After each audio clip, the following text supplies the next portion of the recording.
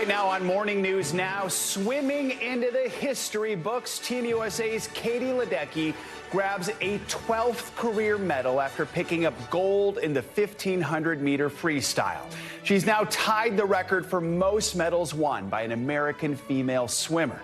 Well, on the mat, disappointment for Team USA's men's gymnastics team. Frederick, Richard, and Paul Judah missing the podium in the all-around competition days after winning bronze in the team event.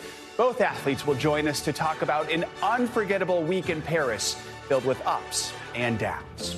Also this morning, former President Donald Trump stuns an audience of black journalists after he questions Vice President Kamala Harris's racial identity. I didn't know she was black until a number of years ago when she happened to turn black, and now she wants to be known as black. So I don't know, is she Indian or is she black? We're going to break down the controversy as the Democratic Party's likely presidential nominee hits back at her Republican rival, saying America deserves better. The Middle East is on edge this morning after thousands of people turn out in Iran for the funeral of Hamas's top political leader, who the militant group says was killed by Israel. His assassination ramping up fears of a wider war as Iran vows revenge, and Israel says it will respond to any attack. We've got the latest out of the region. Plus, we're going to speak with a remarkable woman on Forbes' 50 over 50 list about her life-changing work aimed at helping women recover from mastectomies and reconstructive breast surgery. Good morning. Good to have you with us on this Thursday. I'm Joe Fryer. Savannah Sellers is on assignment. It is day 6 of competition at the Olympics, and Team USA has plenty to celebrate this morning as more events get underway. American athletes won 4 more medals on Wednesday. That brings the team's total medal count to 30, or maybe perhaps 31 as we see there, keeping the U.S. in the top spot for most medals won by any country so far. The real legacy moment from yesterday happened in the pool. Swimmer Katie Ledecky shattered her previous record in the 1,500-meter freestyle, where she now holds the fastest times in the world. It might be time to call that event the Ledecky. The U.S. men's basketball team also had a big day. A double-digit win against South Sudan helped them advance to the quarterfinals. Another U.S. team still in medal contention is the women's national soccer team. They beat Australia in the final match of group play and will now face off against Japan on Saturday. And to cap off Team USA's history-making moments, Evie Liebfarth became the first American woman to ever medal in solo canoe. She's taking home the bronze medal. On deck today, the women's gymnastics all-around finals. The world will be watching as Simone Biles continues her epic Olympic comeback tour, hoping to win gold in the event that she won back in Rio in 2016. We're going to have full team coverage of the latest from Paris throughout the morning.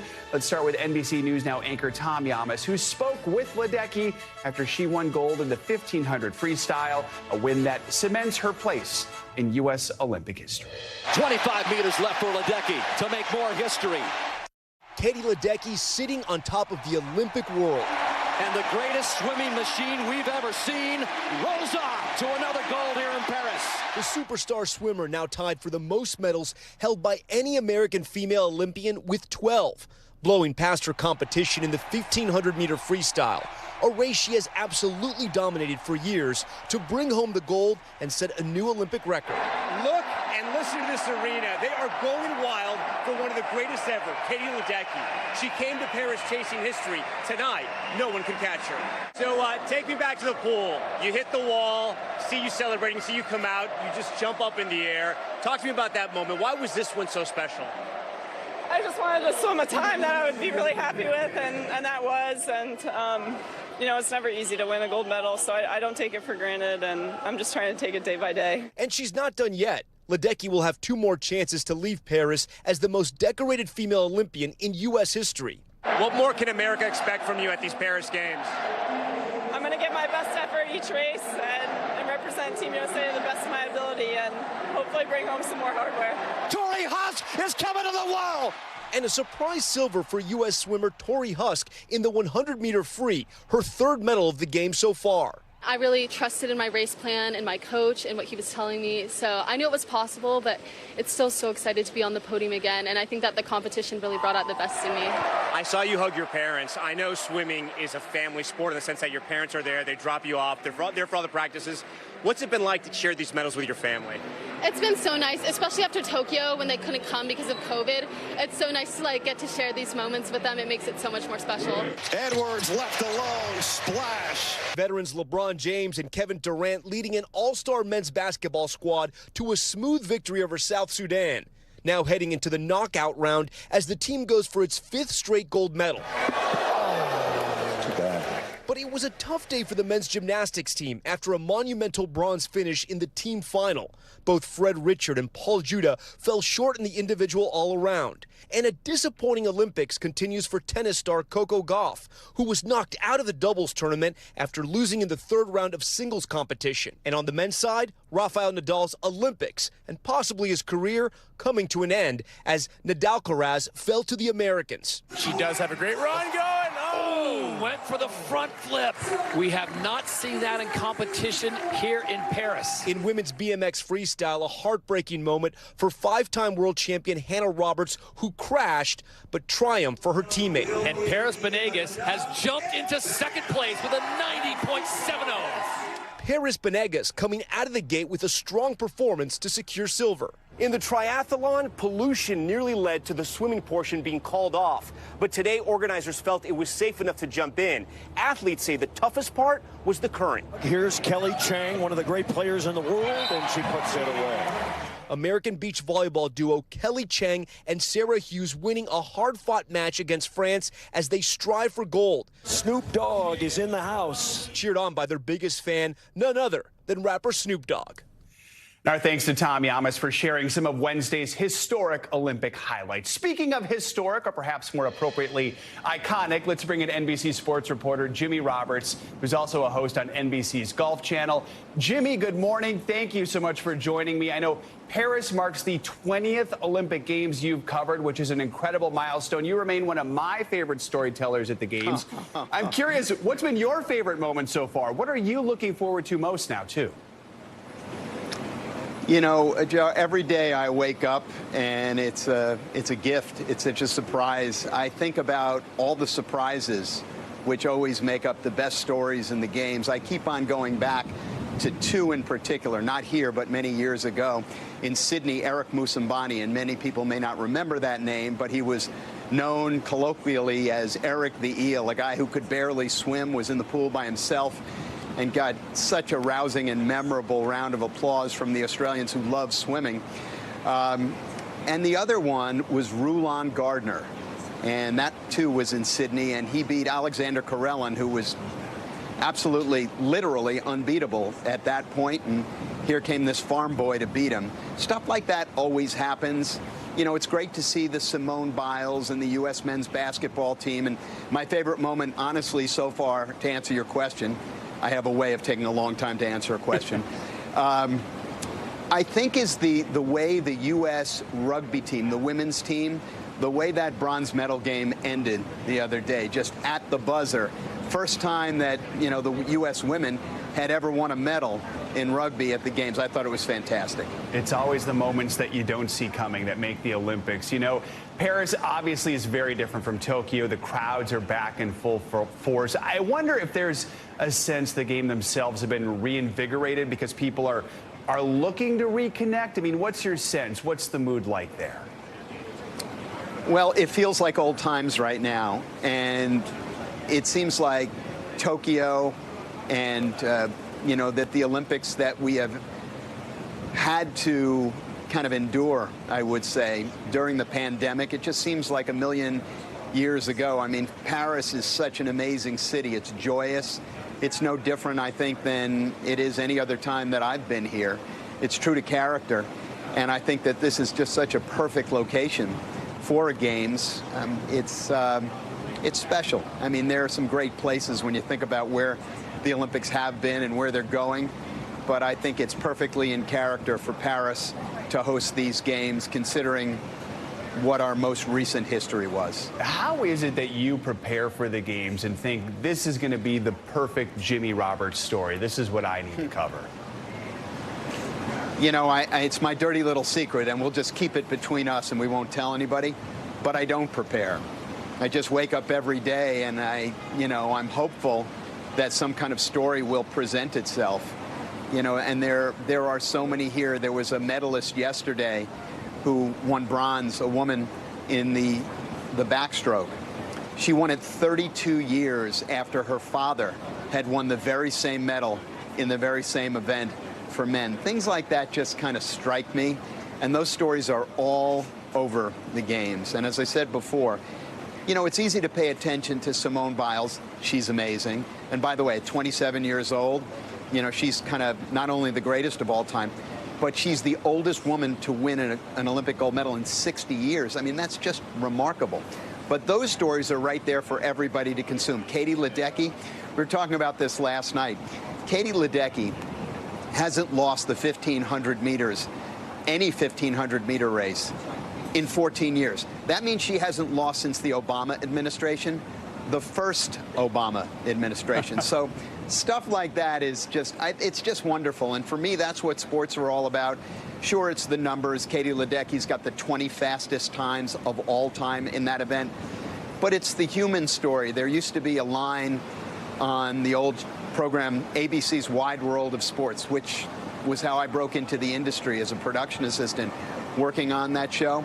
And one of the opening lines to that show was the human drama of athletic competition. And while we all want to see the competition, I think it's the human stories that so many of us are here for. That's always been the thing that's attracted me. Jimmy Roberts, we could probably talk to you all day long, but we will let you go. Thank you so much for joining us this morning. We really do appreciate it. It's my pleasure. All right.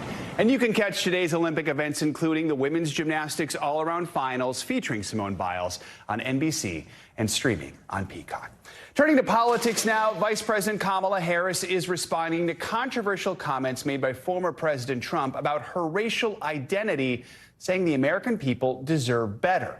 Mr. Trump's statements came during a question and answer session yesterday at the annual convention for the National Association of Black Journalists, which is taking place in Chicago. He falsely suggested that the vice president had decided to, quote, turn black only recently for political gain. NBC's Garrett Hake has details and the reaction. Former President Trump facing fierce backlash after falsely claiming Vice President Harris, who went to a historically black college and is a member of a black sorority, did not identify as black. I didn't know she was black until a number of years ago when she happened to turn black, and now she wants to be known as black. So I don't know, is she Indian or is she black? I respect either one, but she obviously doesn't, because she was Indian all the way, and then all of a sudden she made a turn and she became a black person. The White House responding in real time. What you just read out to me is repulsive. It's insulting. Harris is the daughter of Indian and Jamaican immigrants. It was the same old show. The divisiveness and the disrespect. And let me just say, the American people deserve better. It all unfolded during an often combative interview at a black journalism conference. The former president there to court black voters. I've done so much for the black population of this country, including employment, including opportunity zones. But later was pressed about his comments that the record number of migrants have hit the black population hard, taking what he termed black jobs. Coming from the border are millions and millions of people that happen to be taking black jobs. You had the best. What exactly is a black job, sir? A black job is anybody that has a job. That's what it is, anybody that has a job. All right. And they're taking the employment away from black people. The Trump campaign has been going after Harris on immigration. She unleashed the worst border crisis in American history on her watch. But Harris flipping the script, pointing to Trump's efforts to scuttle a bipartisan border bill he said wasn't tough enough. He tanked the bipartisan deal because he thought it would help him win an election. Which goes to show Donald Trump does not care about border security. He only cares about himself.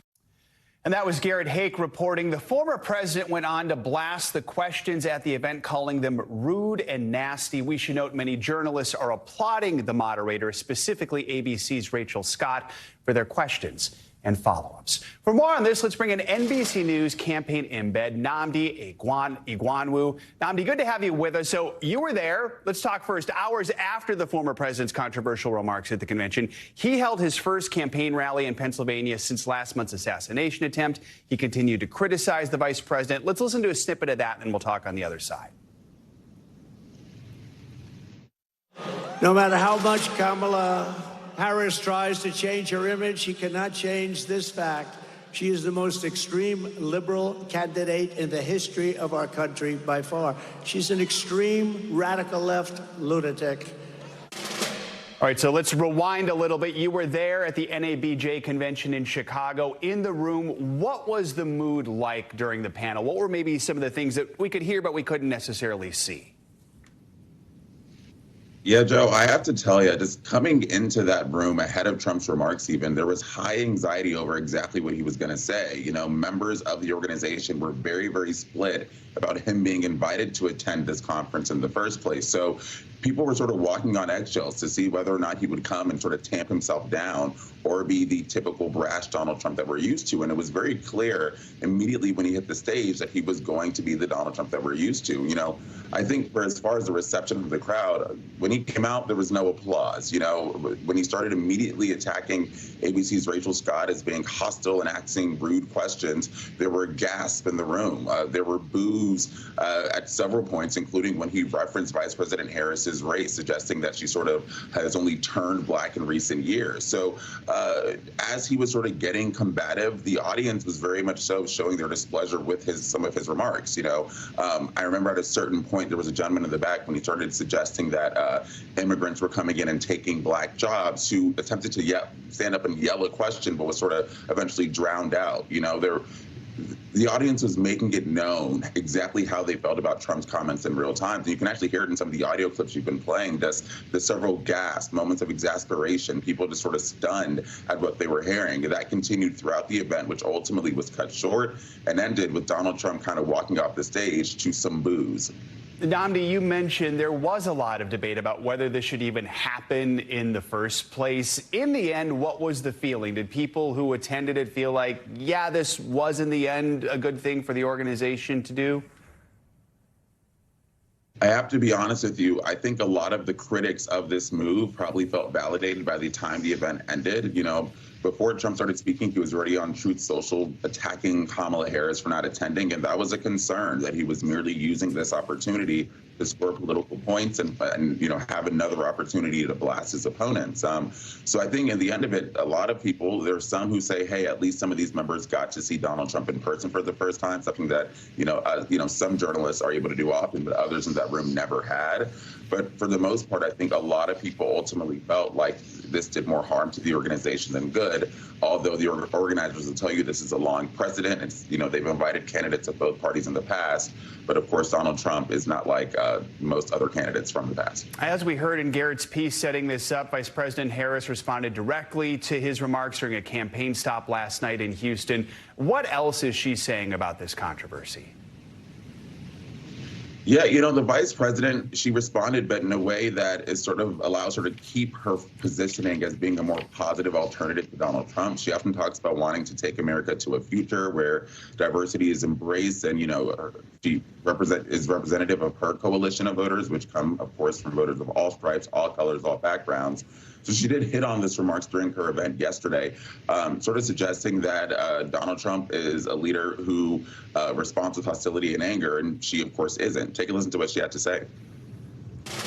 The American people deserve a leader who tells the truth, a leader who does not respond with hostility and anger when confronted with the facts. We deserve a leader who understands that our differences do not divide us. They are an essential source of our strength. Yeah, that's pretty much in line with what Vice President Harris has said about Donald Trump throughout her presidential run already, often calling him as someone who is hostile, responds with anger, and saying that's not what the American people needs, particularly in a moment when many voters are, craving some form of unity in the country. All right, Nnamdi Igwanwu, thank you so much for joining us this morning. We appreciate it. Also this morning, nearly 23 years after 9/11, 3 men accused of plotting the attacks, including the alleged mastermind, Khalid Sheikh Mohammed, have agreed to a plea deal with the U.S. government.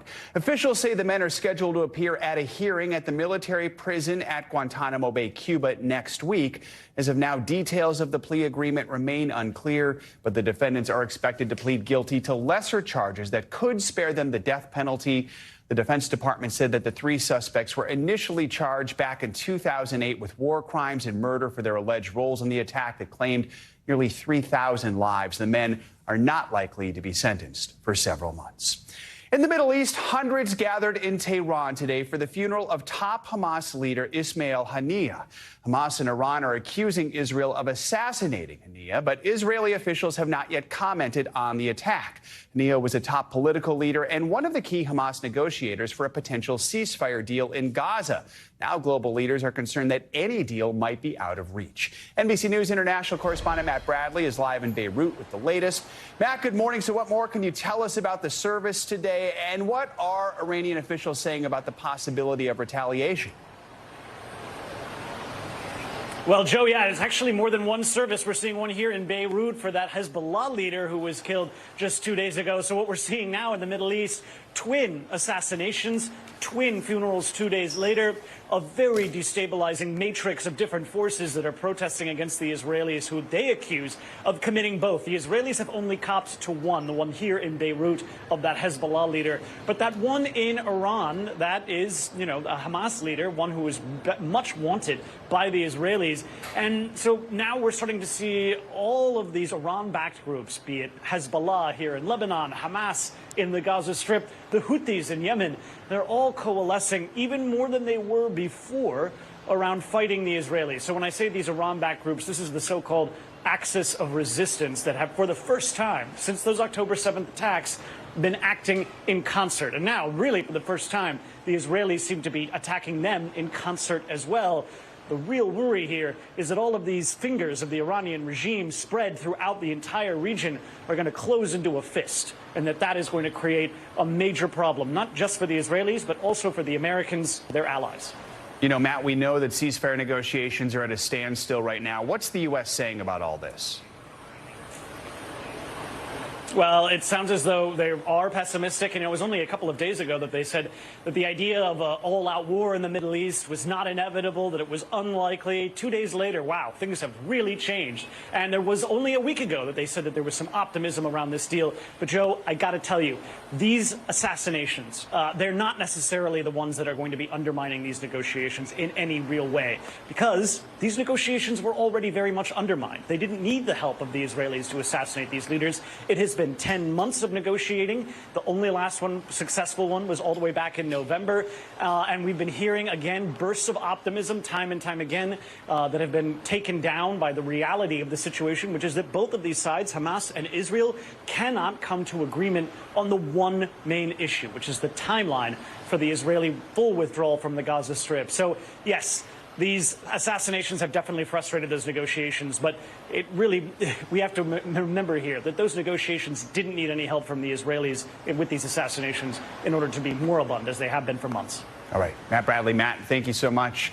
Let's turn now for your morning news now forecast. We've got scattered storms expected across the east, plus the heat still making headlines. Angie Lastman's here with the forecast. Angie, good morning. Good morning, Joe. Yes, it is. You've got that right. We've got rain. We've got some really warm temperatures to talk about. Let's start with the rain that actually will progress into the potential for some strong and even severe storms by the time we get through the day today.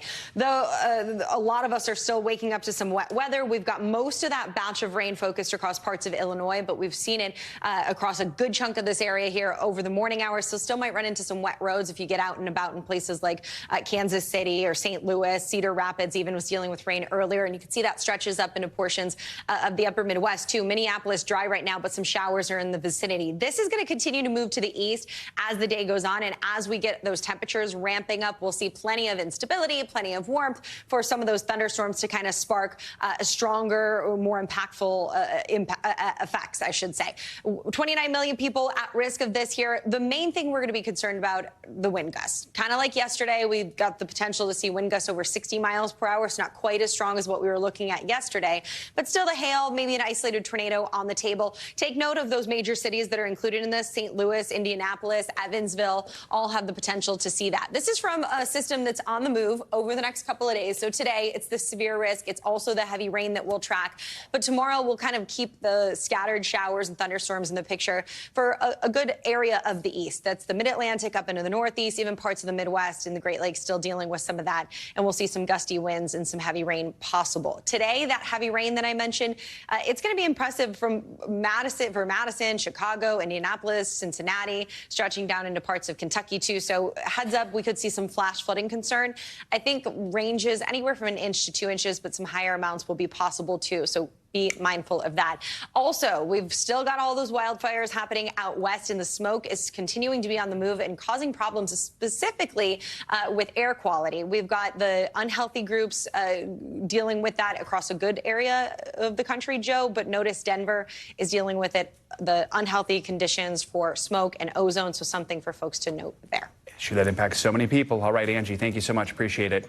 Coming up, staying put. The Federal Reserve holds steady on interest rates, but signals a rate cut could be in the cards in September. What the central bank's latest decision means for you next.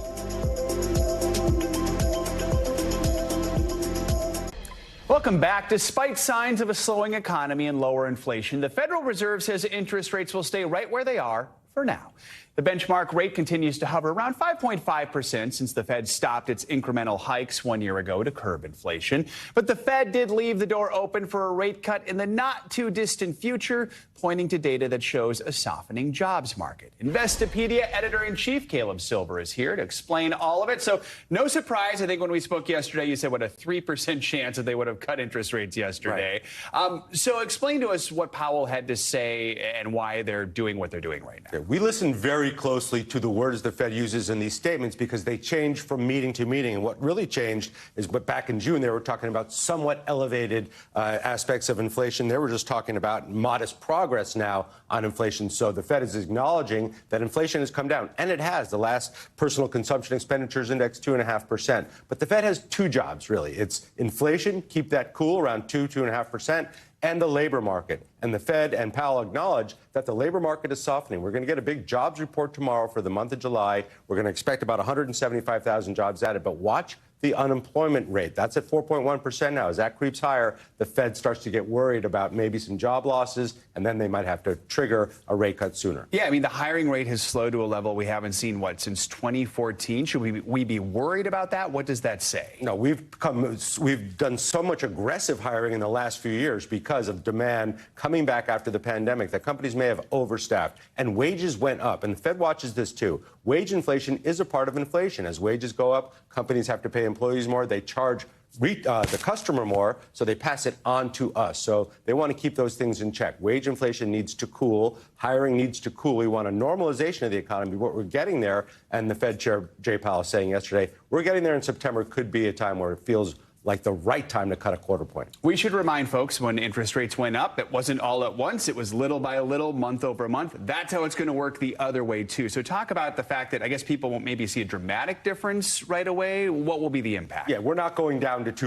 or 3% anytime soon. They're going to do little quarter point cuts to moderate the economy right now. Think of it again as that hot air balloon. Cut a little bit, let it cool down a little bit, raise their interest rates, heat it up a little bit. So that's what they're going to do. Probably a quarter point cut. It's a September meeting. 48 days, 6 hours, and 20 minutes from now. and then maybe one more at the November meeting, but that comes right close to the election, so we'll see if that happens. Do you have the countdown for that one? No, I don't have the countdown for that one. One at a time. One meeting at a time. One meeting at a time. All right. Caleb Silver, always good to have you on. Thank you so much. Let's get to some international headlines now. We're following the latest out of Venezuela following that disputed election result there. NBC News International correspondent Claudio Lavanga has that and other news from around the world. Claudio, good morning. Good morning, Joe. That's right. Venezuela's President Nicolás Maduro has asked the Supreme Court of Venezuela to audit the election results. Now, this is the first concession is made to demands for more transparency. But there are still widespread doubts about the legitimacy of the audit because of how closely the court is aligned with Maduro's government. Officials say more than 1,000 people have been arrested so far as opposition protests continue, bringing the country to a standstill. And let's go to Ukraine now, where the first F-16 fighter jets have arrived. NATO members Belgium, Denmark, the Netherlands and Norway have committed to providing Ukraine with more than 60 of the planes over the coming months. And according to a Ukrainian lawmaker, the first few of them have arrived. The delivery was confirmed by a U.S. official who spoke on condition of anonymity to the Associated Press. And let's end this news tour of the world in South Korea, where Korean Air announced that from August 15th, instant noodles will be no longer on the menu, at least in economy. The airline carrier said the increased risk of turbulence could cause burn incidents to occur frequently in economy, where passengers are sitting closely together. Noodles, they say, will be replaced by sandwiches, corn dogs and pizza, sparking instant criticism on social media, where some pointed out it's still hot food that can cause burns. Well, either way, Joe, at least for once, economy class passengers can claim they are on hot seats. There you go. That is a turbulent side effect I had not thought of. All right, Claudio, thank you so much. Coming up, why one woman's potentially life-changing research is now being recognized by Forbes 50 over 50. We're going to speak with Dr. Stacy Lindau about her groundbreaking work on helping women recover better from mastectomies and breast surgery. That's coming up next.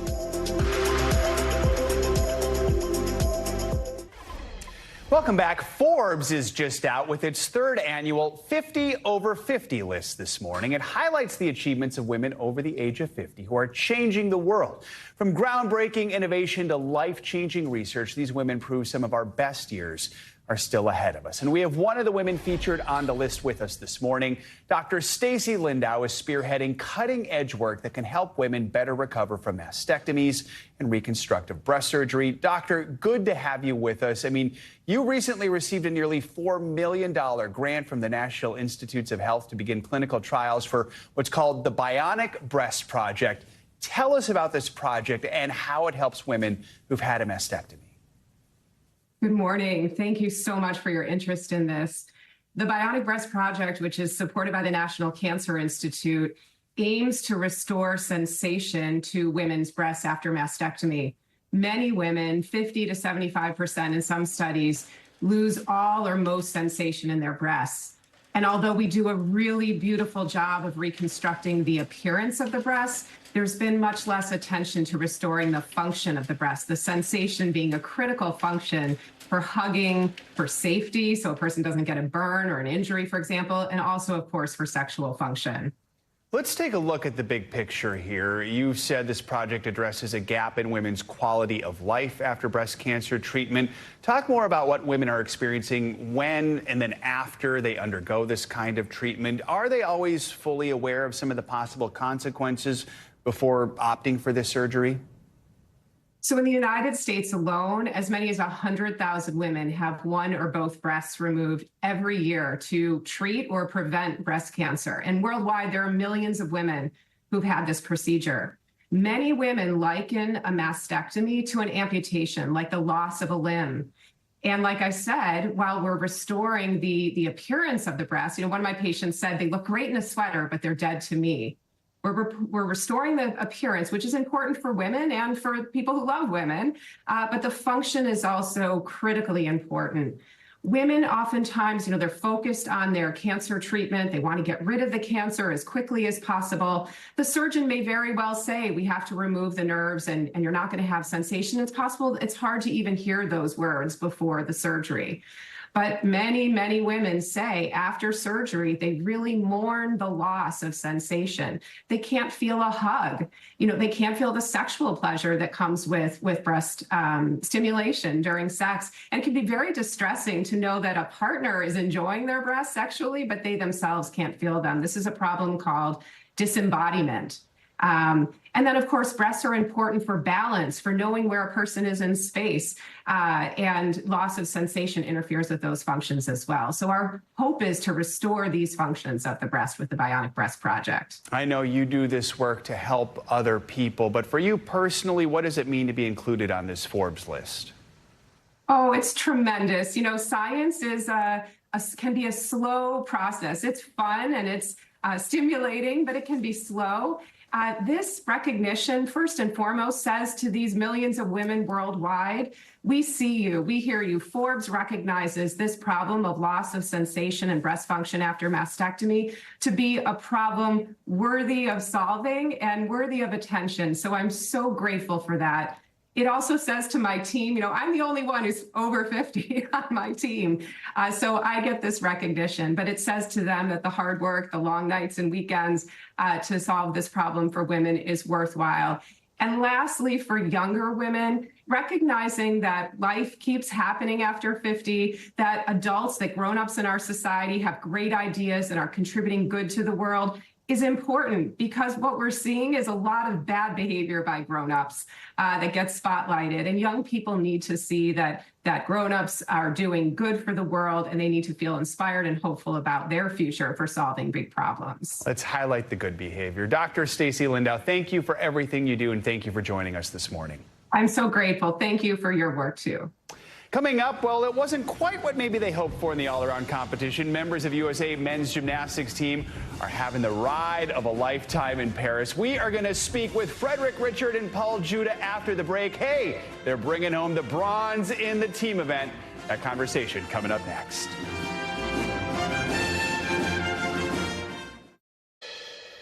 We are back now, clearly, with the Paris Olympics and an impressive showing in yesterday's men's gymnastics all-around final. Team USA gymnasts Paul Judah and Frederick Richard placed 14th and 15th, respectively. Despite missing the podium yesterday, they are enjoying their Olympic experience, including that historic bronze medal victory on Monday, the first medal for Team USA in men's gymnastics since 2008. And we are so excited to welcome two of those Olympic bronze medalists now, Frederick Richard and Paul Judah. Thank you so much for joining us. Congratulations on everything. I know this has been a roller coaster week. It hasn't even been a week yet since the opening ceremony. Frederick, I'll start with you. What has this experience been like for you? I mean, I'm on top of the world. I mean, this is the stuff we dream of our whole lives, you watch the older guys competing at the Olympics and you say, hopefully I'm there one day. Now we're here and we've brought home medals, which we have not seen on the men's side in a long time. So I'm just enjoying the journey, and it's been a crazy ride. Paul, we know just making it to the Olympics is not easy. The competition's incredibly fierce. Walk us through your performance yesterday, and what are you taking away from this whole experience? Yeah, I'm so proud to be a part of this historic team. Like Fred said, it's been 16 years since the last Olympic medal, and like you said, making the Olympic team is an accomplishment of itself. But Fred always pushes me to try and do the cooler thing, and I think bringing back one of these is definitely the cooler thing in this regard. So it's just been an awesome experience. I'm going to remember it for a lifetime. Lots of things to learn, and I'm looking forward to the rest of the experience to come. Frederick, you are huge on the mat. You're also huge on social media. And I know for so many kids of color, you are an inspiration. Talk about what that means to you. I'm guessing when you were younger, you didn't see many people who look like you competing in gymnastics. Now younger kids see you, and they are so incredibly inspired. Yeah, I mean, I feel like it's an honor to be in this position. When I was growing up, there's a lot of times where I was the only black kid training in the gym, and I didn't get to look up to someone dominating the sport on the Olympic level. And now I show this sport is really fun. The sport is made for all of us, and you can live your dreams out doing this sport. And that's why, that's what I'm trying to show while I'm here, and I'm having a blast. Paul, so you guys don't have to compete anymore. Are you going to stick around Paris? I mean, there are certainly worse places to be. What's your guys' plan for the rest of the Olympics here?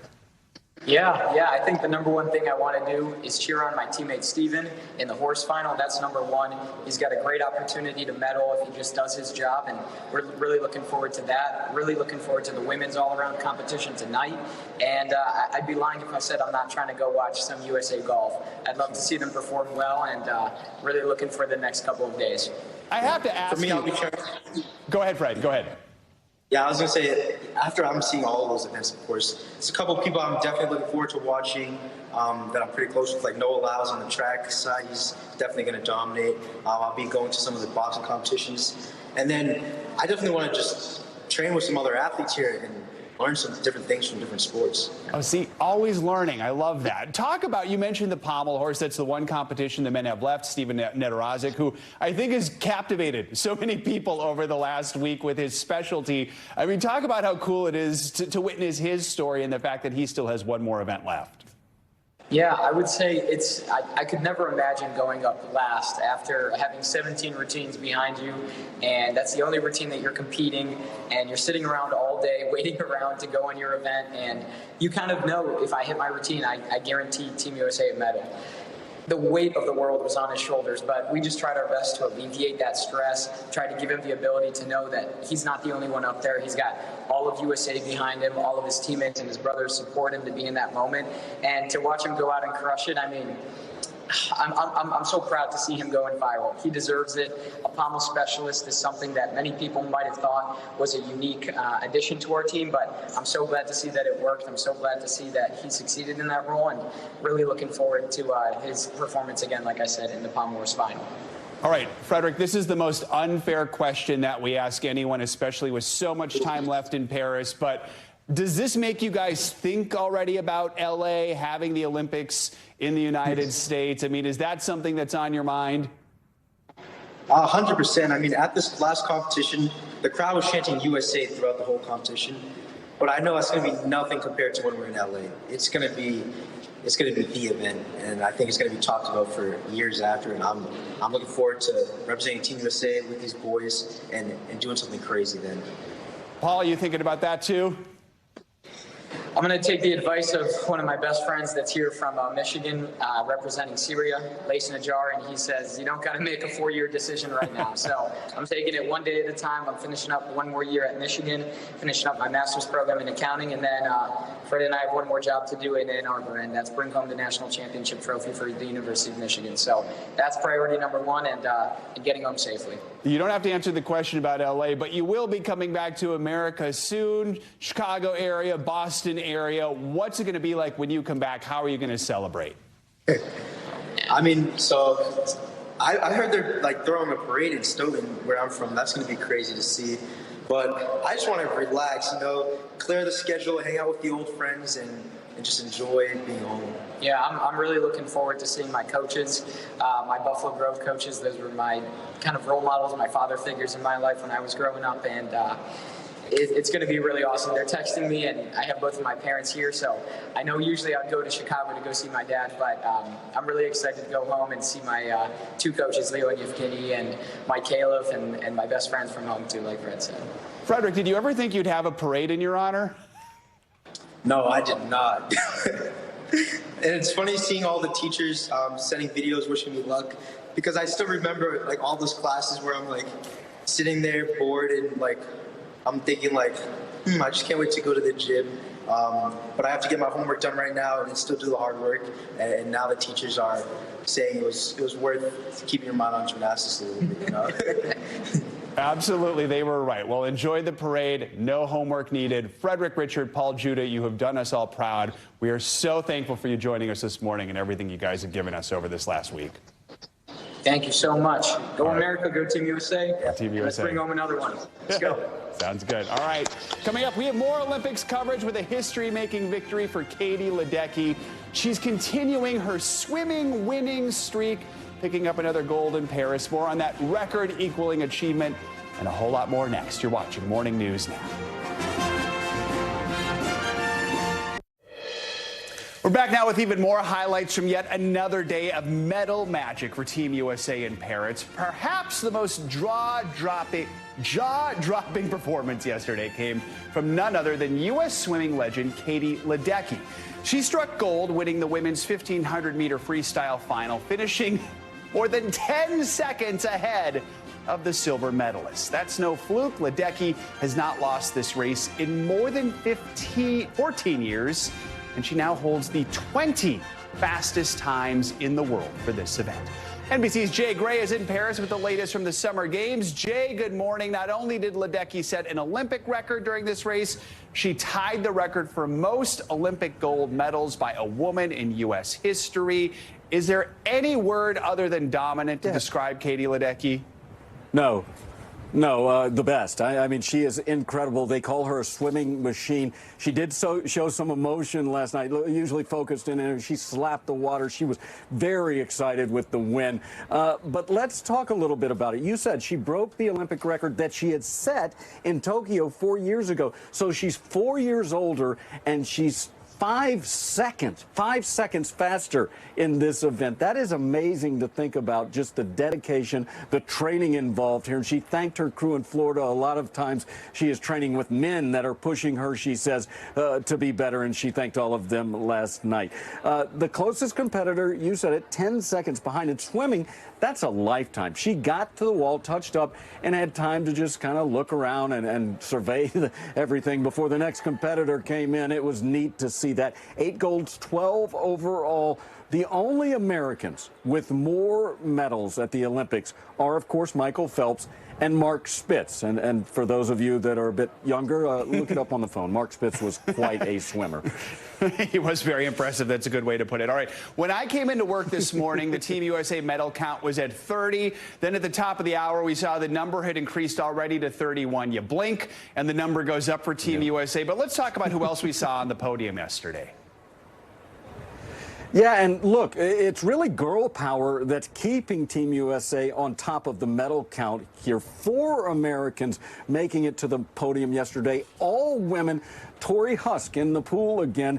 She wins the silver in the 100-meter free with a strong race there. You've got Evie Lebfirth. She, in canoe slalom, won the first U.S. medal ever in that sport. She grabbed the bronze. She had a terrible qualifying round. She was the last competitor to make the field for the medal round. That meant she had to go first. She gathered herself, went out there, posted a score that stood up through the rest of the competition. She again takes home the bronze. And then you've got Paris Benegas.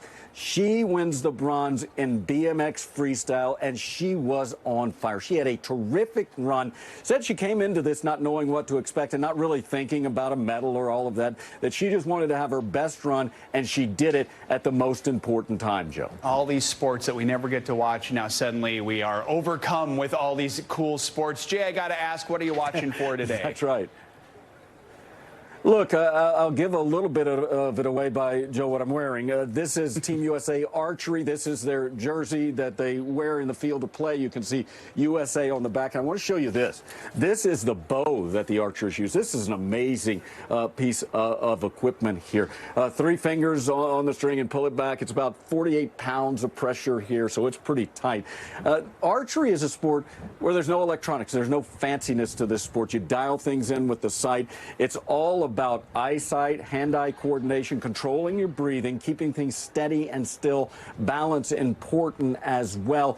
What do you think, Joe, that a competition bow like this goes for? What do you think you'd pay for this? Oh, my goodness. $1,000. Times 4. $4,000 for a competition bow. 4,000 smackers. You got to pay the big bucks if you want to win the gold, right? And today, Team USA advancing on the men's side in the individual competition to the round of 8. The women are competing right now. Very cool. Jay, I want to ask you to try and hit the Eiffel Tower there behind you. Jay Gray, always good to have you on. Thank you so much. Appreciate your time.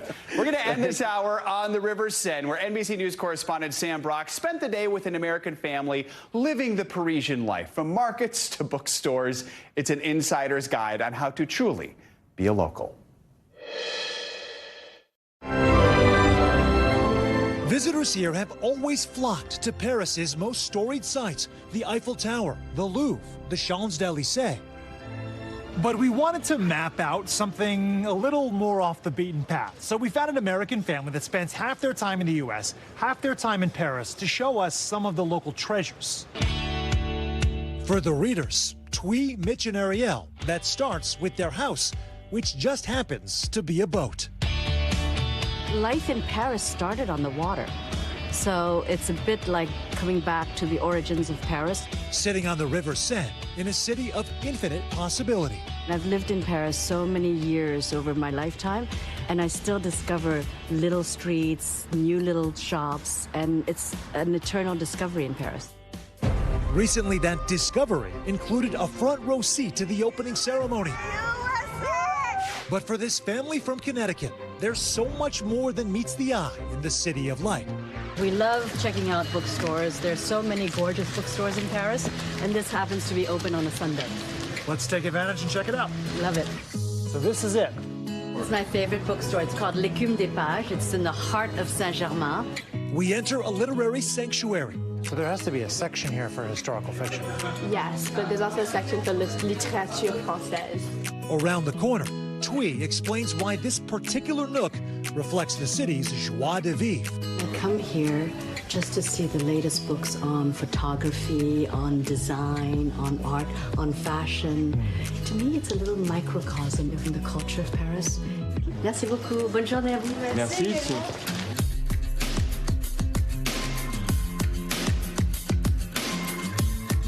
This is the Marché Raspail-Bieu. Exactly. Which is? It's actually the only open-air organic market in Paris. So fresh, in fact, that signs like this read, harvested yesterday. Hey, 2 barquettes de fraises, 10 euros! One of the market favorites was a little cheesy. Just the sheer density of this. Yes. Ici, c'est exceptionnel. And the final pearl of our Paris tour, the oyster restaurant Régie, with some of the finest food France has to offer. Santé. Cheers to a city whose character and charm continues to reveal itself. All right, I'm sold. Thanks to Sam Brock for that report. That's going to do it for this hour of Morning News Now. But please stay with us. The news continues right now. Good morning. Good to have you with us. I'm Joe Fryer. Savannah is on assignment. Right now on Morning News Now, sticking the landing in a matchup featuring both the 2020 and 2016 Olympic gold medalists. Team USA teammates will face off once again today in a battle for the gold. Plus, swimming sensation Katie Ledecky is taking home her own slice of gold and a piece of Olympic history. We have a look at all the highlights. Also this morning, former President Trump facing fierce backlash after falsely claiming that Vice President Harris did not always identify as black. I didn't know she was black until a number of years ago when she happened to turn black, and now she wants to be known as black. So I don't know, is she Indian or is she black? The vice president is responding as she prepares to hit the road with her future running mate. Plus, the accused mastermind behind 9/11 and 2 other alleged accomplices expected to plead guilty to charges that could spare them the death penalty. What we're learning about a new plea deal and how we got here 23 years after the attack. And a health alert for all you chocolate lovers out there this morning. We're digging into a new study revealing high levels of heavy metals in dark chocolate sold all across the country. Good to have you with us. Another day of Olympic competitions underway in Paris, and Team USA has plenty to celebrate. Yesterday, American athletes brought home 4 more medals, bringing the team's total count. Well, now it's at 31. Those wins are keeping the U.S. in the top spot as the country with the most medals so far. USA Swimming made the biggest splash after Katie Ledecky won gold in the 1,500-meter freestyle. She broke her own record and now holds the 20 fastest times in the world in that race. U.S. men's basketball also had a big day yesterday. They secured a spot in the quarterfinals after a double-digit win against South Sudan. 2 other U.S. teams still in medal contention are the women's water polo and women's volleyball teams. Both won important matches that allowed them to advance to the next round of play. But the most anticipated event on deck today is the women's gymnastics individual all-around finals. The world will be watching as Simone Biles continues her show-stopping Olympic comeback tour against teammate Suni Lee. It's the first time that two all-around champs from the past have ever competed against each other. Biles won in Rio, Lee in Tokyo. We're going to have full coverage throughout the morning. You can catch all the Olympic excitement on NBC and streaming on Peacock. Now to the race for the White House. Vice President Kamala Harris is reacting to controversial comments made by former President Trump. He questioned the vice president's racial identity during a gathering of black journalists at a convention in Chicago. Mr. Trump baselessly suggested that she decided to, quote, turn black for political gain. NBC's Garrett Hake has the latest from the campaign trail. Hey, Joe, good morning. Look, whatever message Donald Trump hoped to send to African-American voters in his appearance at a black journalism conference yesterday in Chicago has been overwhelmed by the backlash she now faces for instead questioning the racial identity of Vice President Kamala Harris, suggesting that Harris, who's the child of Indian and Jamaican immigrants, only recently, quote, happened to turn black. This morning, reaction pouring in as former President Trump, who came to this conference of journalists to court black voters, questioned Vice President Harris' racial identity. She was only promoting Indian heritage. I didn't know she was black until a number of years ago when she happened to turn black, and now she wants to be known as black. So I don't know, is she Indian or is she black? I respect either one, but she obviously doesn't, because she was Indian all the way, and then all of a sudden she made a turn and she became a black person. Just to be clear, sir, do you believe that I think somebody should look into that. Overnight in Houston, Harris briefly responding at a convention for a historically black sorority. It was the same old show. The divisiveness and the disrespect. And let me just say, the American people deserve better. The former president has been aiming to win over more black voters, a crucial part of the Democratic coalition, for months. Perhaps under pressure from the excitement building around Harris, Trump agreed to the interview with the storied National Association of Black Journalists. The organization itself facing controversy ahead of the interview, which turned contentious from the very first question. I want to start by addressing the elephant in the room, sir. A lot of people did not think it was appropriate for you to be here today. You have pushed false claims about some of your rivals, from Nikki Haley to former President Barack Obama, saying that they were not born in the United States, which is not true. You have told 4 congresswomen of color who were American citizens to go back to where they came from. You have used words like animal and rabid to describe black district attorneys. You've attacked black journalists, calling them a loser, saying the questions that they ask are, quote, stupid and racist. You've had dinner with a white supremacist at your Mar-a-Lago resort. So my question, sir, now that you are asking black supporters to vote for you, why should black voters trust you after you have used language like that? Well, first of all, I don't think I've ever been asked a question in such a horrible manner. I think it's disgraceful that I came here in good spirit. I love the black population of this country. I've done so much for the black population of this country.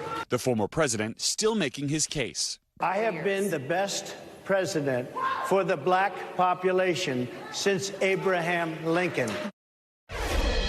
Trump has since attacked the moderators of that event as, quote, rude and nasty, and his allies argue that he looked strong by facing tough questions.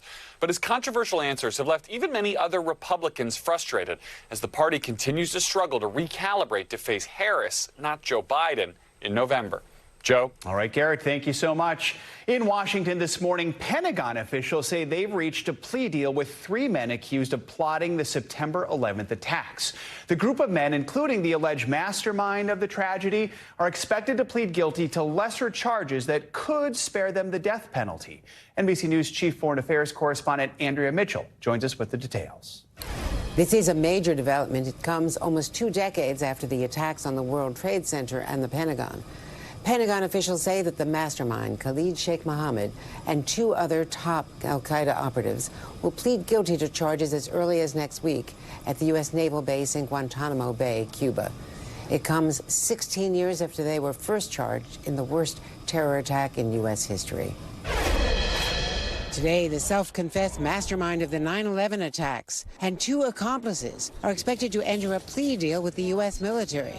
According to officials, the 3 defendants are set to plead guilty to some unspecified charges as early as next week at Guantanamo Bay. The New York Times, citing a letter from prosecutors to 9/11 families, not independently verified by NBC News, reports the men have agreed to plead guilty to conspiracy and murder charges in exchange for a life sentence, avoiding a death penalty trial at Guantanamo, where they were first charged by the military in 2008.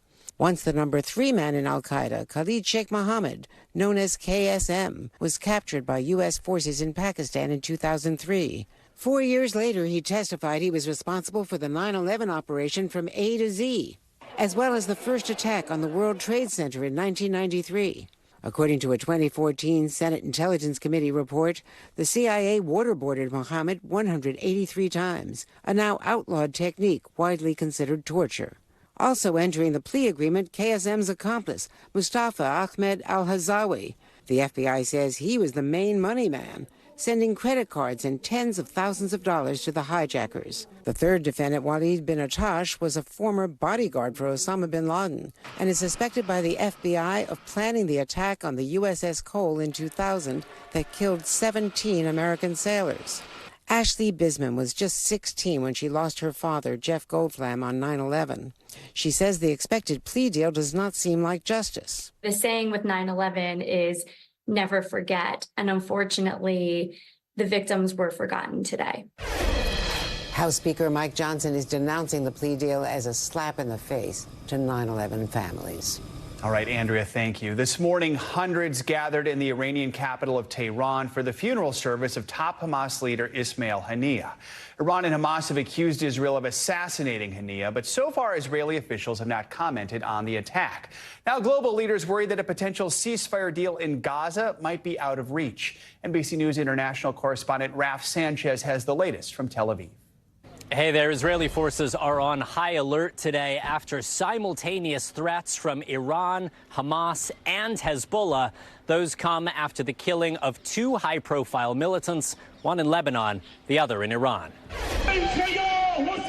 This morning, Iran staging a mass funeral for Hamas's political chief. The Iranian regime says Ismail Hania was assassinated by Israel, killed by a missile strike on this building in the heart of its capital city.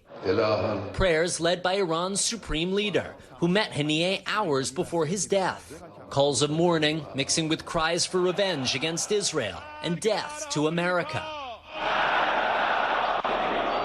With fears of a wider war rising, the New York Times, citing 3 Iranian officials, reports the supreme leader has ordered a direct attack on Israel. A potential repeat of this massive missile barrage Iran fired back in April. Hezbollah, Iran's proxies in Lebanon, also threatening to attack after an Israeli strike that killed one of their top commanders. Israel's Prime Minister Benjamin Netanyahu warning Israel will exact a heavy price for any aggression against us. The U.S. now scrambling to prevent all-out war and keep hopes of a ceasefire deal in Gaza alive. The path that the region is on is toward more conflict, and it is crucial that we break this cycle.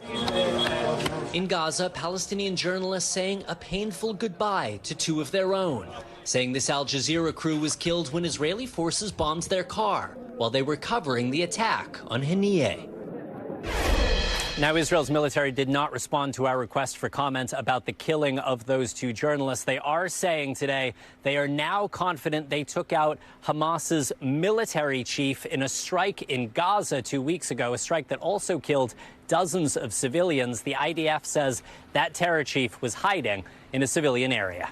Back to you. All right, Raf, thank you so much. Let's bring in retired Lieutenant General Steph Twitty. He's an NBC News military analyst and former deputy commander of U.S. European Command. Always good to have you with us. As Raf just mentioned, Israel's military now claiming it killed another top Hamas official back in mid-July, though Hamas has not confirmed that, nor has it commented on it yet. But this just adds to all the developments we've seen in just the last few days. Right now, in your mind, how great is the risk of a wider regional war?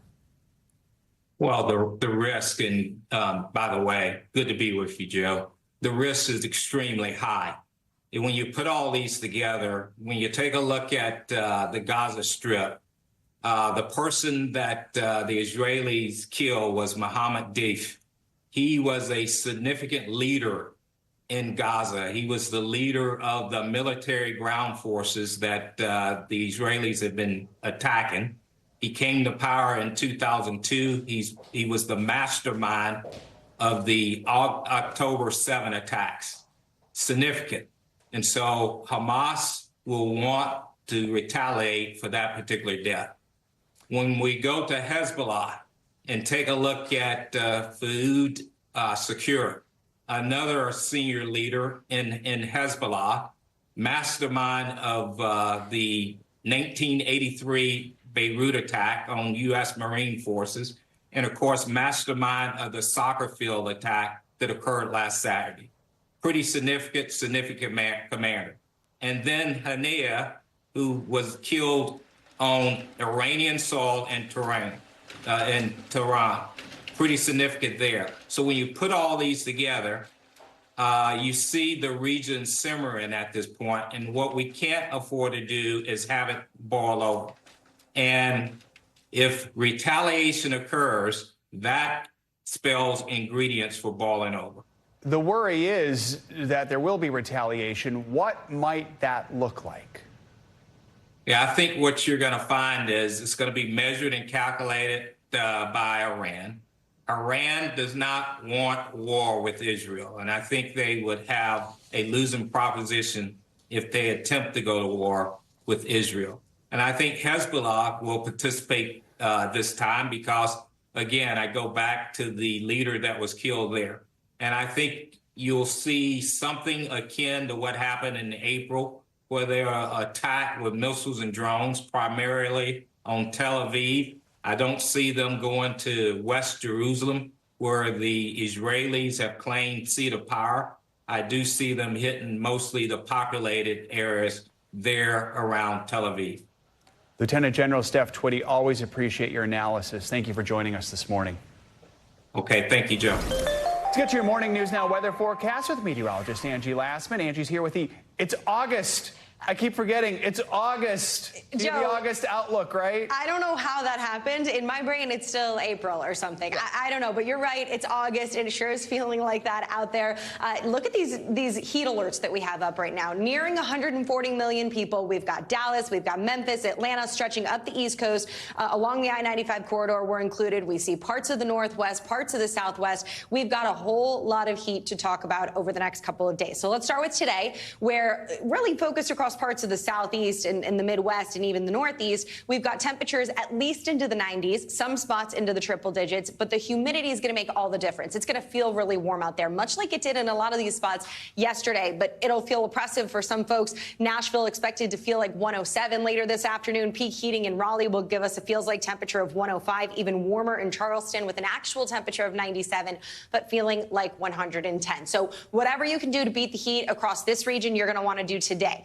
Now, we'll see more of that tomorrow. We don't see a whole lot of improvements when it comes to the heat across that same region. But even look out west, Salt Lake City, sure, we're not talking about the humidity levels there, but we are talking about an actual temperature of 100 degrees. Albuquerque will be into the mid-90s.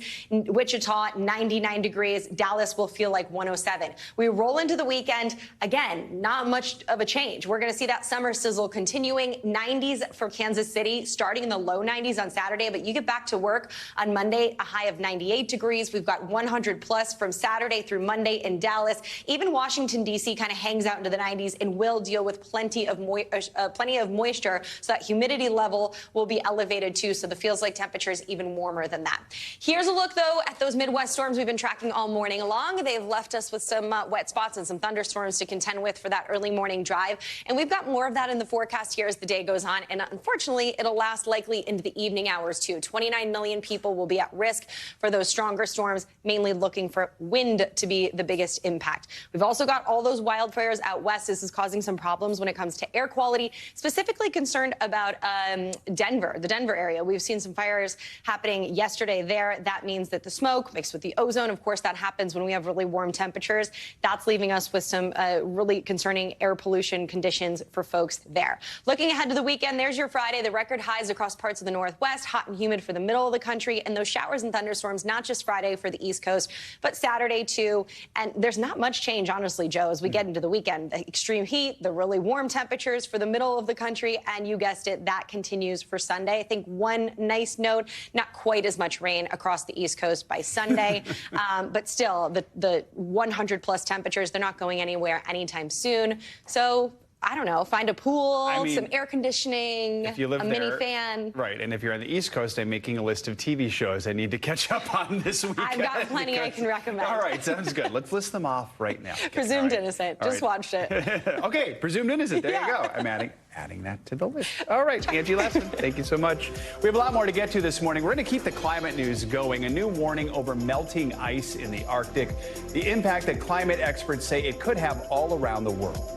But first, cruise control. Katie Ledecky leaves the competition in her wake to claim yet another gold medal. We've got all your Olympic highlights from the pool and beyond next.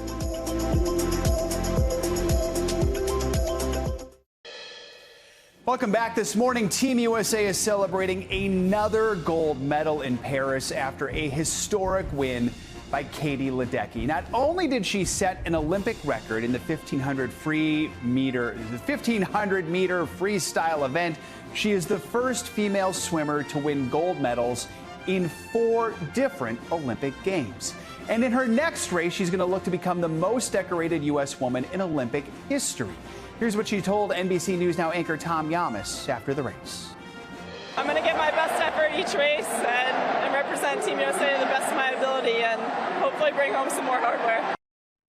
All right, let's get the latest from another exciting day at the Olympics with NBC's Jay Gray, who's live in Paris. So, Jay, in the 1500-meter free, there's Katie Ledecky, and then there's everyone else really far back. But she wasn't the only member of Team USA to take home some hardware yesterday. Run us through some of the biggest wins.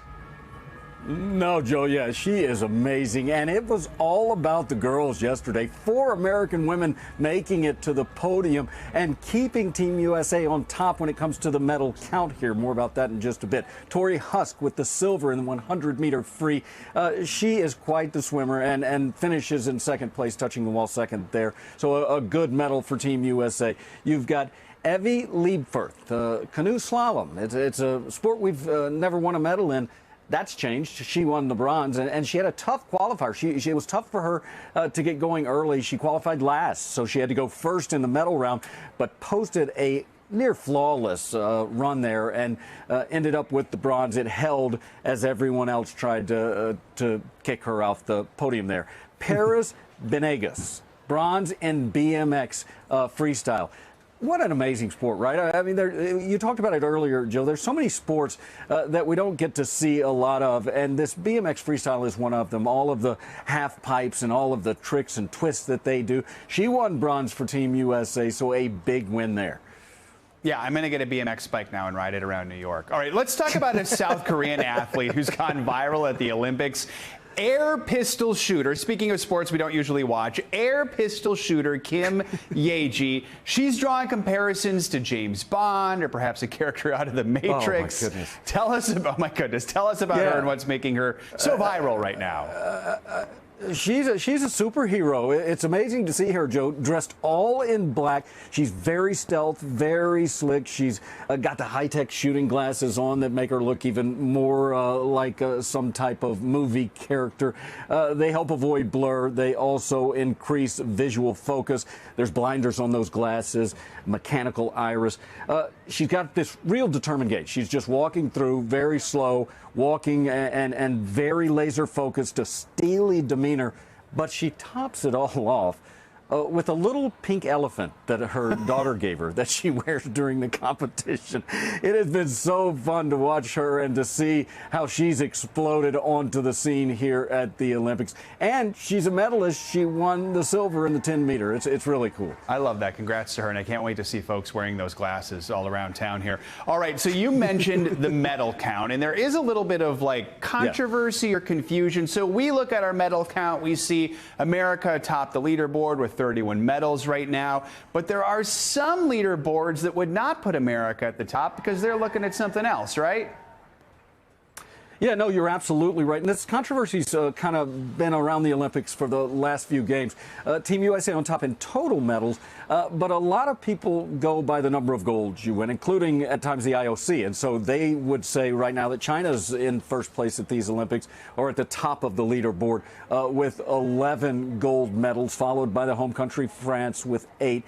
Team USA would slip down to 5th in that list, and they're tied in golds with the others on the list.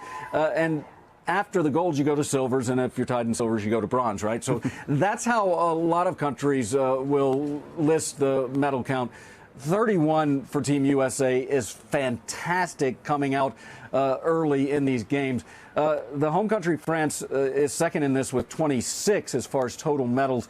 It would be nice to have a few more golds, and we could do that tonight with Simone Biles. Yeah, exactly. That might be one more gold right there. All right, Jay Gray, great to have you with us as always. Thank you so much. Thanks. Out of 10,000 torchbearers in France for this year's Olympics, one has gone viral for embodying all the determination and spirit of the Summer Games. NBC News Now anchor Tom Yama shows us the milestone moment marking a major step for people with physical disabilities. Step by step, para-athlete Kevin Piet showing the true meaning of the Olympic spirit. The 36-year-old paralyzed from the waist down, but walking the Olympic torch through France with the help of a robotic exoskeleton. The powerful moment shared across social media. Wow, amazing, and look how happy he looks.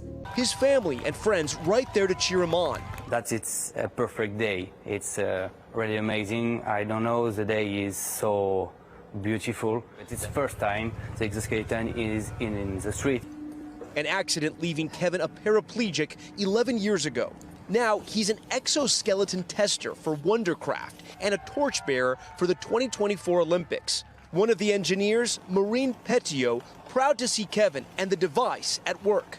All of these children who wanted to take pictures with Kevin, like his superstar, and I was so proud of him, actually.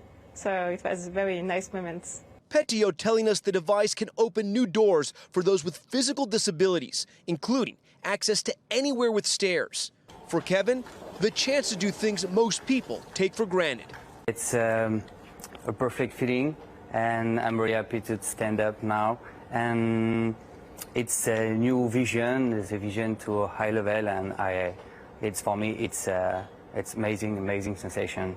Here in Paris, he says he hopes it will also lead to new opportunities for athletes. I hope today and tomorrow we will create a new sport with exoskeleton. Imagine, it's so cool idea.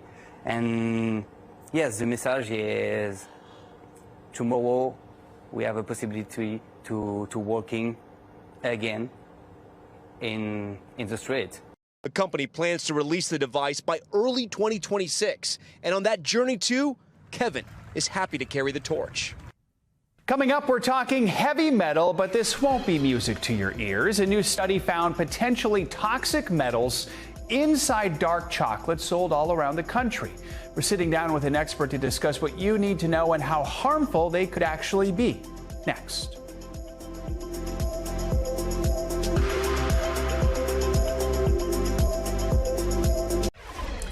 We're back with a new study that might have you thinking twice about reaching for that sweet treat at the grocery store. Research shows that dark chocolate products sold at major retailers may contain high levels of heavy metals like lead, cadmium, even arsenic. Though we want to mention, while those levels were high, none of them reached the maximum allowable dose for human consumption. NBC News medical contributor Dr. Kavita Patel joins us now for more on this. Dr. Patel, good morning. So how worried should we be about the heavy metal level in dark chocolate? Can it potentially cause serious damage to our bodies? Yeah, any amount of lead that's above kind of what the FDA deems as an acceptable exposure. And in this case, they found that 43% of the chocolates they tested in California were above that acceptable level of lead, are just not great for developing brains, especially young children, but for any adult. So it just goes to say that you should do all of this with moderation. And in moderation, it's likely not that dangerous. So we should note the FDA doesn't set limits on heavy metals in most foods, which is something that when I read this morning kind of raised my eyebrows a little bit. So how can we be sure that we are limiting our own exposure to these chemicals? Is there a surefire way to avoid them in our daily diets or maybe avoid excessive amounts? Yeah, and I think that the way to avoid an excessive amount is by avoiding eating an excessive amount, Joe. I know that seems intuitive, but what might surprise people is that it can be even a third of a candy bar that can result in that quote unquote excessive amount. So it's a small amount. Darker chocolates tend to have higher amounts of lead. If people are wondering, is there certain brands, we can go into that, but you usually need a third party like Consumer Reports where you can kind of look at some of the brands. And it might surprise people who might think, well, organic might be better or inorganic might not be, but you need to just moderate how much you eat. And especially if you're younger, we need to make sure that they are not eating high amounts of this chocolate. You know, there are consumers who are worried about the quality of their food, and they often turn to organic options as a way to reduce the risk of ingesting these heavy metals. Are organic foods screened for toxins, metals like this? What should people know? So this study did include organic foods, and they did find higher levels. Again, this is somewhat surprising to most people because they make choices just as you mentioned. So they did find higher levels of both lead and cadmium in the organic chocolate as well. So it's not just choosing organic and you can eat more than that third of a candy bar a day. You need to watch all your consumption. And people wonder how this happens, Joe. It's usually in the processing of the cocoa, the cacao bean that kind of goes into what you make chocolate with, from soil and kind of contamination and handling. It's not that the chocolate or the cacao itself has the lead inside of it. So now we need to understand how can we limit that exposure, but that's going to take time. In the meantime, limit your personal exposure. All right, Dr. Kavita Patel, always good to have you with us. Thank you so much. Let's talk about the extreme weather. Experts are sounding the alarm over just how much ice is melting in the Arctic. They say the shifts are widespread, impacting weather patterns all across the world. NBC News national climate reporter Chase Kane has the details. Yeah, so the Knik Glacier is 5 miles wide at the very bottom, about 25 miles long, goes up to 9,200 feet. 2 years ago, flying above Alaska's expansive ice fields. See, this is all new right here. This iceberg broke off probably about 2 weeks ago. You could clearly see the signs of climate change. This is so beautiful, but it's also just so sad. We don't have decades. We hardly have years. Research now confirms these glaciers are on the brink, some already past the point of no return. If all of a sudden the snow line rises above the top of the ice field, you're not going to have any more snow income. Your tipping point in this case is we don't have any more income. I've worked on 250 glaciers. Every single one of them is retreating now, and I've stood on 27 different glaciers that I've taken measurements on that are now gone. Maury Pelto has studied Alaska's evolving landscape over the past 4 decades. What are the changes that you've observed recently that are, I imagine, quite different than in decades prior? From 1948 up to 1990, it was losing mass, but you weren't going to panic, and then it began to accelerate, and then after 2010 is when it really increased. Alaska's having a major heat wave. Trends that have already triggered dramatic consequences on weather patterns. It feels about 70 degrees out and it's still warming up. Entire ecosystems. Risk of starvation as foods on land are not an adequate replacement for seals on the sea ice. And local communities. There it goes. Unbelievable. Roads are crumpling, airports are breaking apart, homes are skewing because the ice that used to be in the soil isn't there anymore. And this alarming reality is playing out across the entire Arctic. What people don't realize is that the Arctic is changing faster than pretty much anywhere else on the planet. As we lose these really bright white surfaces, it's actually making the Earth darker. More of the sun's energy is being absorbed by the surface underneath, whether it's ocean or land. It's known as the albedo effect, and you've felt it if you've worn a black shirt outside on a hot day, because darker colors absorb more of the sun's energy, while white and lighter colors reflect more of the sun's heat, helping you stay cooler. Well, polar ice and glaciers work the same way, reflecting the sun's energy back to space. And the more of it we lose, the hotter Earth gets, just accelerating climate change. Even these fundamental rules of climate change seem to be breaking down in certain parts of the Arctic. It's a kind of weird phenomenon that we're trying to understand, but they do offer some potential insights into the future of the Arctic in general. Will Harcourt and his team just got back from a research expedition to the remote Svalbard Islands in Norway. Svalbard is an area where there's a hot spot of what we call surging glaciers, so glaciers that suddenly speed up kind of without any prior knowledge of it being able to do that. I definitely don't want to say that climate change is triggering surges, but there is some interrelationship there that we're trying to understand. An Arctic anomaly or forecast for the future? One thing is clear. We are facing a rapidly changing and unpredictable Arctic with far-reaching effects. Our thanks to Chase Kane for that report. We have a lot more to get to this morning. We'll be right back after a short break. We're following some breaking news this morning. A major prisoner swap is currently underway between Russia, the U.S., and other nations. That is according to a senior Biden administration official. Now, we know the parties have agreed to a prisoner transfer, and they are now in a position where they're expected to soon be in U.S. custody. Let's bring in NBC News reporter Matt Bodner for more on this. Matt, bottom line, right now, right at this moment, there is not a lot we can report about this exchange. There are things we simply don't know right now, including who's part of it, right?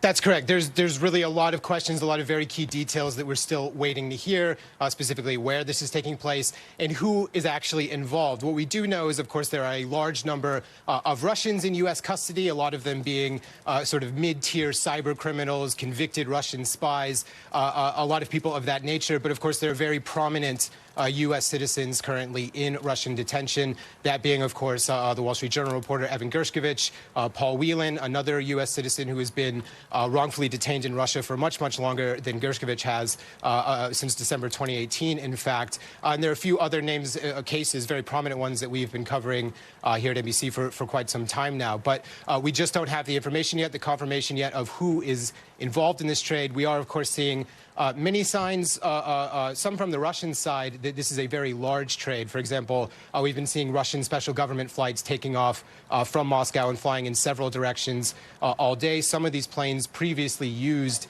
in major high-profile U.S.-Russia swaps, such as the one that saw Brittany Griner traded for the Russian arms dealer Viktor Bout. So we've seen that plane in the air. Also, the Russian state media has been reporting on Russian spies detained in Slovenia, for example, being released. So given that information and what we do know now, that there is this swap underway between Russia, the U.S., and, of course, many other countries, as you mentioned, it does appear that we're looking at a large movement of prisoners. But as you said, we're still waiting for a lot of information on this one, Joe. Keeping in mind, we do not know yet who is involved in this prisoner exchange, Correct. but we do know there have been efforts underway, for example, to get Wall Street Journal reporter Evan Gershkovich out of Russia. Correct. Remind us, he was recently convicted and sentenced. Where does his situation in Russia stand right now? Correct. So Gershkovich was sentenced a week ago to 16 years in a Russian penal colony, a strict regime colony, on charges of espionage. So he has obviously been one of the main targets for a U.S.-Russia trade since he was actually detained back in March 2023. He's been one of the names at the top of the list for this kind of arrangement. And after last week's sentencing, very clearly he was facing 16 years in a Russian penal colony. And Russia takes espionage extremely seriously. I think of of all the charges that you can face in Russia, it is certainly the worst to face. The acquittal rate across the Russian judicial system is shockingly low for all crimes, something below 1%. So you're really looking at a situation where it's worse with espionage. So receiving that kind of charge, just as Paul Whelan did, I think it's important to remember that Gershkovich is on the same charges as Paul Whelan, who has been there for 5 years now. And Paul Whelan has seen multiple trades like this come and go, and he has been left out of the roster each and every time. So I think all of this just sort of underscores how serious it is to be accused of espionage and charged with it in Russia. Matt, noteworthy, what we know is the U.S., Russia, and potentially other nations involved with this. How unusual might that be? I mean, are these exchanges often just one country with another country? Absolutely. A multilateral prisoner exchange is an extremely difficult thing to do. In ideal times, each country has different rules, there's jurisdictional questions. So if this is really a multilateral, so to speak, hostage prisoner trade, we're looking potentially at one of the largest trades of this kind since the Cold War, possibly even more than that, just looking potentially at what the size of this could end up being. So it's definitely should not be understated how significant this kind of movement would be if it plays out the way that we think it might. And remind us here just why we are being so cautious right now with what we can report. This is truly a sensitive situation. Absolutely. So as we've mentioned, the trade is currently in process. It is underway. As we understand, it is not yet actually a done deal. So that's really, I think, underscoring a lot of the sensitivity about reporting on this issue and a lot of the caution here. All right, Matt Bodner, we appreciate your reporting and your expertise on this topic, and we will keep checking in with you and others as we learn more. Thank you. Coming up, taking flight, how the Paris Olympics is honoring the first humans to take to the skies long before the Wright brothers did it back in 1903. We're going to take you inside the history of the city of balloons next.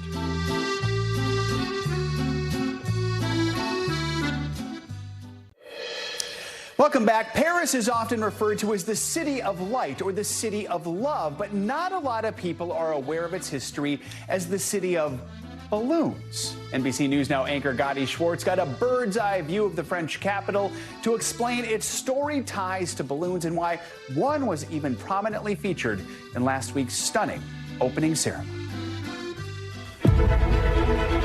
And there in the Tuileries Garden, they will light the most unique Olympic cauldron we may have ever seen. During the opening ceremony in Paris, a golden surprise. A balloon just steps from the Louvre and a floating Olympic flame. That golden balloon is more than just an Olympic torch. It is a tribute to the brave Parisians, the first humans to ever take flight. And some of them took off from this very garden 240 years ago. Back then, the French were the true masters of the heavens. For more than a century before the Wright brothers in their first flight, Paris was the city of balloons, the first manned flights ever, taking off from Paris in 1783. In terms of shape, it just looks like another space object. It looks like a celestial body. Definitely. Mathieu Louiner designed the Olympic cauldron, hoping to tap into our innate desire to gaze up in wonder.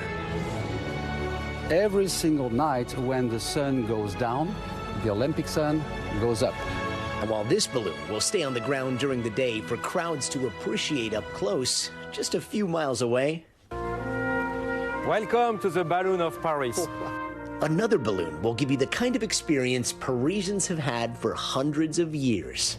Oh, wow! And just like that, we were lighter than air. It's always the same magical feeling I have when I fly, always. Jérôme Giacomoni dreamed up the Ballon de Paris as a boy and literally wrote the book on balloon history in France. So you see Eiffel Tower? Yeah. Ballooning was once in the Olympics, right? Yes, in 1900. Ballooning in Paris was very, very popular. So you had a race of balloons. And you know, they take off from Paris, and the winner went to Kiev. Kiev, Ukraine? Ukraine. There's the other balloon. There's the brother of this balloon, yes, right? Yes. Wow. And there on the ground, just like during the first flight centuries ago, thousands gather. this time to salute a new rising sun over these Olympic Games.